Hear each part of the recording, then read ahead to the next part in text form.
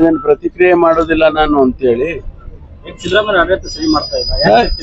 ನೋಡಿ, ನಾನು ಹೇಳಿದೆ, ನಾವೆಲ್ಲಾ ಭರವಸೆಗಳನ್ನ ಈಡೇರಿಸ್ತೇವೆ ಅಂದಾಗ ಆಡಳಿತ ಸ್ವಾಭಾವಿಕವಾಗಿ ಚೆನ್ನಾಗಿದೆ ಅಂತ ಆಯ್ತಲ್ಲ. ಅದು ಯಾರು ನಿಮಗೆ ಯಾರು ಹೇಳಿದ್ರು?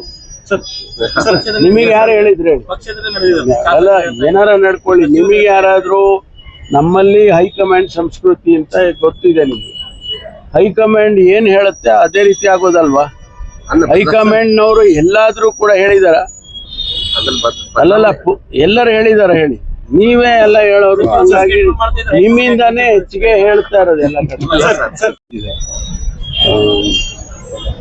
ಅವ್ರ ಆತ್ಮಕ್ಕೆ ಶಾಂತಿ ಸಿಗಲಿ ಅಂತ ಹೇಳಿ ನಾನು ಭಗವಂತನಲ್ಲಿ ಪ್ರಾರ್ಥನೆ ಮಾಡ್ತೇನೆ. ಅವರ ಕುಟುಂಬ ವರ್ಗದವರಿಗೆ ಅವರ ನಷ್ಟಗಳನ್ನ ಭರಿಸ್ತಕ್ಕಂಥ ಶಕ್ತಿಯನ್ನ ಭಗವಂತ ಕೊಡಲಿ ಅಂತ ಹೇಳಿ ಪ್ರಾರ್ಥನೆ ಮಾಡ್ತೇನೆ.